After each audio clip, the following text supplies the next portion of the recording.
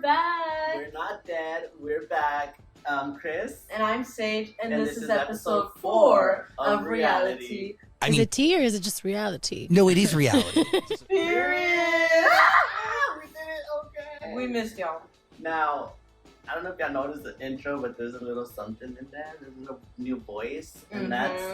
Can you believe that Lauren Haregi from Fifth Harmony went on a podcast with Zach Sang, and they were talking about the tea, and she said reality. She literally said reality, and I'm like, period. Cue the clip. This is why I was interested. Because Fifth Harmony has had some of the biggest songs ever. Right. You've that had we your... didn't own. Yes. And that is the tea. And that, Is it tea or is it just reality? No, it is reality. So today we have a lot packed for you guys. I'm very excited.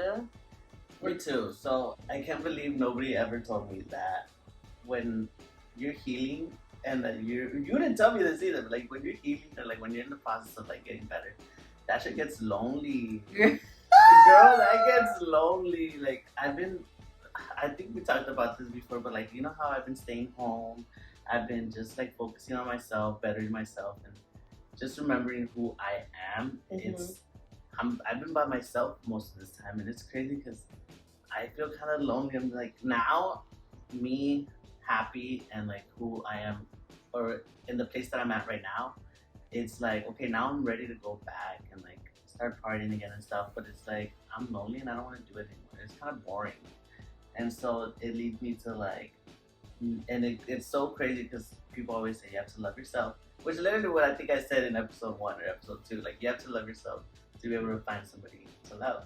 And it's like, now that I love myself, it gets lonely, and I was like, okay, now I want to find somebody, which just goes back to the fucking relationship. So, the way that I can explain it to you, it's gonna be lonely for a while, and you're gonna feel lonely, and it's gonna like deteriorate you for a little bit, but you only have to experience that for just a small amount of time. It's gonna feel like forever, but you have to give yourself time.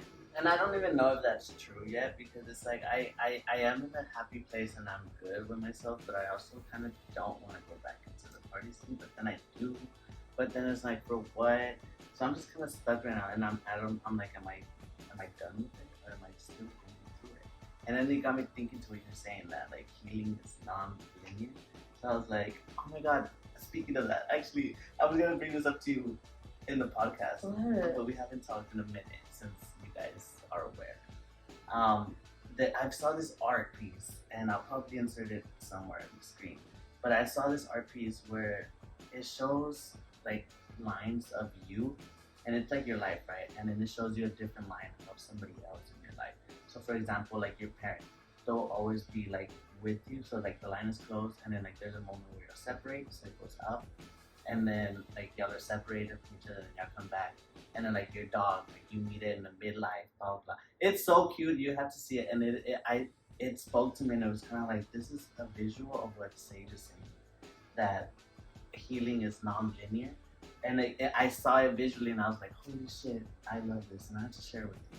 You have to see it. And I'm glad that y'all have been taking healing is non-linear to the fucking extreme, because everybody's been going up to me and they're like, Sage, healing really is non-linear. And I'm like, guys, I've been saying this for the past like year. When I say healing is non-linear, it's more like, stop rushing fucking time. Yeah. You feel lonely right now, right? It's not gonna feel like that forever. Yeah. It feels like that, but it's not gonna be forever. But you have to experience this a long time in order for you to. I don't like it though. I know. But no, that's how I am right now. I'm actually enjoying the very much me time, alone time.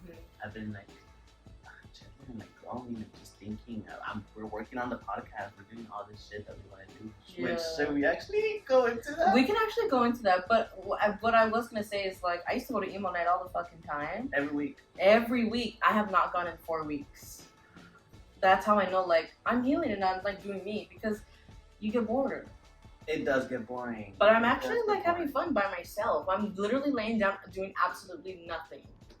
And yes, but it feels good though. Yeah, it feels good because you're just like chilling and you're talking to yourself and you're getting to know you again. And Yeah. I kind of seem crazy because I'm like talking to myself, but it's okay. No, like it's fine. It's okay. It's Everybody okay to be talks to themselves. delusional, Chris. Not the Delulu girls. Not the Delulu.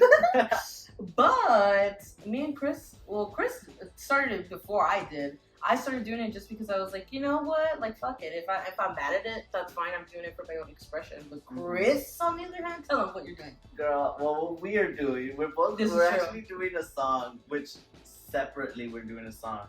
I started writing. I've been wanting to make a song forever. Like my whole life, I always wanted to make a song, but I never knew like what kind of song. Because I was like, okay, I'm Hispanic. What if I do a Spanish song? Or what if I do like I love Becky G growing up, so it's like what if I do a Becky G type style song? And it's like no, because I don't know. It didn't fit me. I would do like a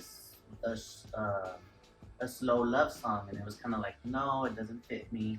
And when I started going out to the clubs like a year, like 2 years ago, I was listening to all this party music and dance music and Kim Petras and Charli XCX, and it's like, dude, hyper pop, or I don't know if you consider Charli XCX hyper pop. Yes. Okay, a lot of people don't, and they're kind of like, she's more calm, but no. I don't know.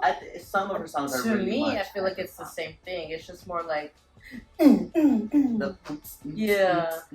I love that music. Where So, pop is just like, nah. well, yeah. But I think like for me, I think I found my sound, and it's gonna be that. And ever since I started going out to the clubs, I was like, I want to make a song like this. Mm-hmm. And then one of my friends who makes music, we kind of like saw each other at the club, and we're like, we should make a song together. And he's released music before, and it's literally the music that I love. And I showed her the song, and I think it's good. I think it's really good. I just need to finish writing like the verses and like combine it all together, which hopefully I'm doing this weekend. Yeah. And I just don't want to like jinx anything, so I've never said anything about it. I think it's coming soon. Hopefully it does good, because I love it, and I think it'll be so much fun. I can't wait. And then your song, she was like one day out of nowhere, she's like, I need you to help me write my song because look what I have, and she showed me that shit was good. So we like met up one night. It was 4 a.m. Literally 4 a.m. We went to go get slushies. I was kind of going through it. I'm not gonna lie, but at the same time, I was like, okay, Kurt, like, look, I have this song. I need help rhythming it. And he heard it and he was like, bitch, this is good. And I'm like, I know, I just need help, like, coming up with the melody, because I'm so bad at that stuff. But do I got the lyrics? Yes. Do I have the beats? Yes. It's just like I've never been the type of. I'm just venturing out into it right now. She read me the lyrics and it was. Yeah. I want to be a pop punk girl. Like that's just always been my dream. Go Power Rangers. Cancel. It was Go Power Rangers. No, literally. But oh. So let's talk about what's actually been going on in pop culture. Yeah, true. Or just but in the news. Okay, no, but let's talk about this submarine under the pineapple. Oh my god. I'm just kidding, guys. I'm not gonna make a joke out of it. It's too soon. But at the same I'm not laughing at it. Oh. No. I'm not laughing at that thing. I'm laughing at the fact. No, I'm not even laughing, period. But the thing is, it's so crazy to me, and it's wild how the world works. Because since I talked about in episode 2 that I'm really uncultured with movies, I've been watching more movies. And I've said this before. And I had just gone to Florida for a week, so we didn't really have time to like meet up and record and edit, none of that. Everybody was like, are y'all okay? And I'm like, yeah, what? Are y'all mad at each other? I'm like, no, he's literally at work. It's okay. I'm back. We're here. We're doing this. But I went to Florida, and on my way back, I was like, what movie should I watch? This was Sunday, and guess the fucking movie. What movie? The Titanic. For the first time. For the first time in my life, I watched the Titanic on the plane back over here to San Antonio. And then the next day, there's a submarine missing, going to look, the article, going to the remains of the Titanic. And that was so crazy to me because it happens to me a lot. It happens to me a lot where I think of something or I do something or I come across something and like the next day, a couple hours later, maybe like that same day, that same week, something else related to it happens. Yeah. And it's so crazy to me because it's kind of going back into like manifestation. Where like the whole universe is what you put out there. So like if I'm watching the Titanic, something else is gonna happen. I don't know. I'm not saying I have that much power, but like I don't know. I'm not saying none of that, but so it's just crazy. I saw. So basically, If you don't know what's going on. Yeah, if you don't know what's going on, there was 5 people. 5 men were in this submarine. They like, had a tour to yeah, go they down. have a tour to go, explore the Titanic. 5 people went, but when I was $250,000. yeah. So when I was reading it, it was more like they said that there was 7 people. 2 people called out. One of the people saw how it was built, and they decided not to go. They saw all the safety hazards, and they pulled out last minute because they saw that it wasn't gonna be a good trip down there. Yeah. A good tour. Let me tell you that what I read was that the whole submarine was controlled off of a $30 cheap console. Yes, that's what I meant. Yes. And that they were using that to like navigate the submarine underwater. Which, let me tell you, the Titanic is 12,000 feet in the bottom of the ocean, in the Atlantic Ocean. And they went to go deep down. That pressure is insane. Like, you cannot survive that pressure. Another thing I read, which I'm not sure if it's real or not, that it didn't even have windows. They were just watching it on a TV inside, like from a camera. I thought it had the. But then I saw somebody else say that it did have windows. And if it did have windows, that's scary because all that pressure, I'm sorry, but those windows busted. Yeah. Like, they only had 96 hours of oxygen overall to survive, and as of today, they already officially ran out of oxygen. So the most likely truth is that all 5 people have passed away in the submarine. And it's so sad and it's so scary to think about, like, their last moments down there. Another thing I had read was that the satellite company that they use for like messaging above water and underwater is owned by Elon Musk. Did you see that? No. So it's kind of like everything is intertwined together. Everything is, but I don't know. It's a sad story. And it's sad because it's like you knew that. I'm pretty sure they all knew the risk factors and they still went. The one guy trusted his intuition and he did not die. Yeah, actually, that one guy survived. A side note, did you see that the stepson of one of the guys in there on Twitter? He tweeted, "Please pray for our family." And then the next tweet, he quoted an OnlyFans model whose captioned her photo. Bitch, and he went to Blink-182. Yeah. And he said, "Yes, please." And he went to Blink-182 concert. Oh, wow, this is happening. I guess. Maybe he didn't really care about his dad like that. Yeah, that is kind of sus. Like, why didn't you care?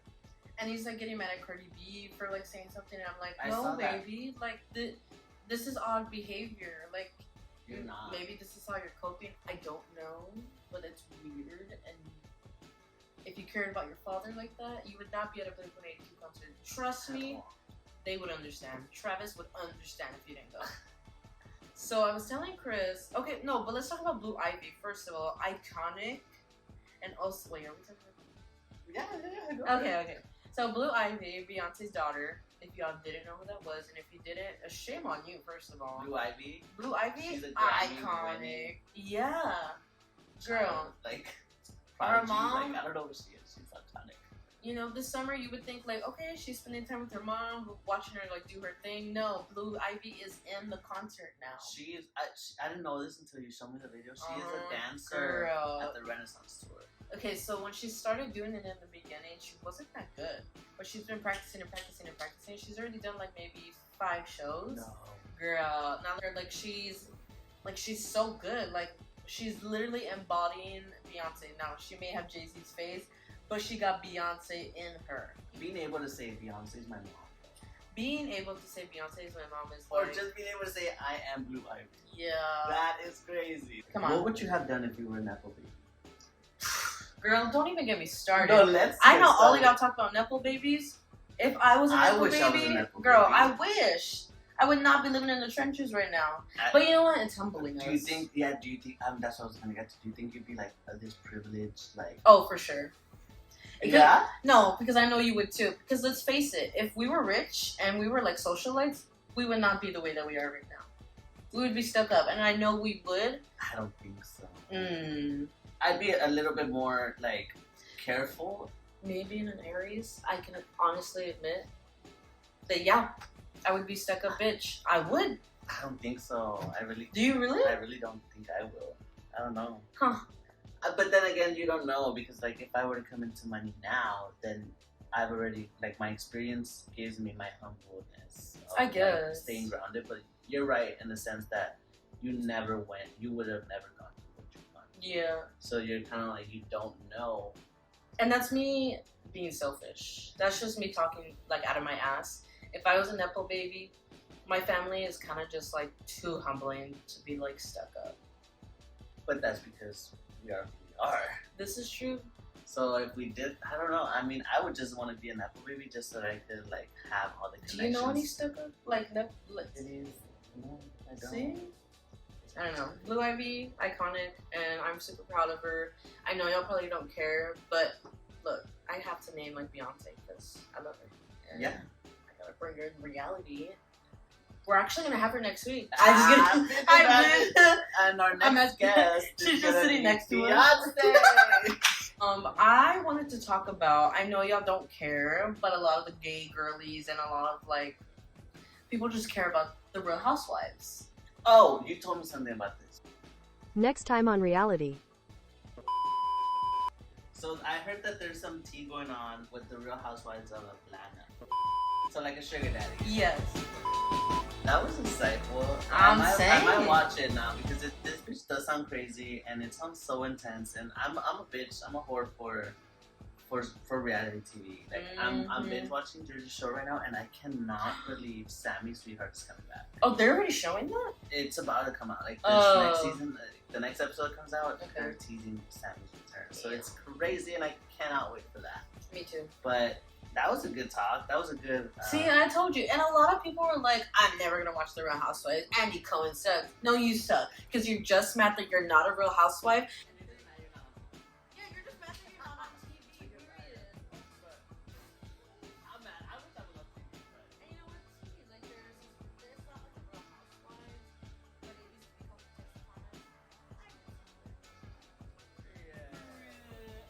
But I think we had so much fun this episode. I can't wait for the next one. It's all going to be so much fun from here on out. We have so many fun things planned out for the next episode, so please stay tuned. Let us know in the comments your favorite show or what movie I should watch next, because I really don't know. Thank you guys so much.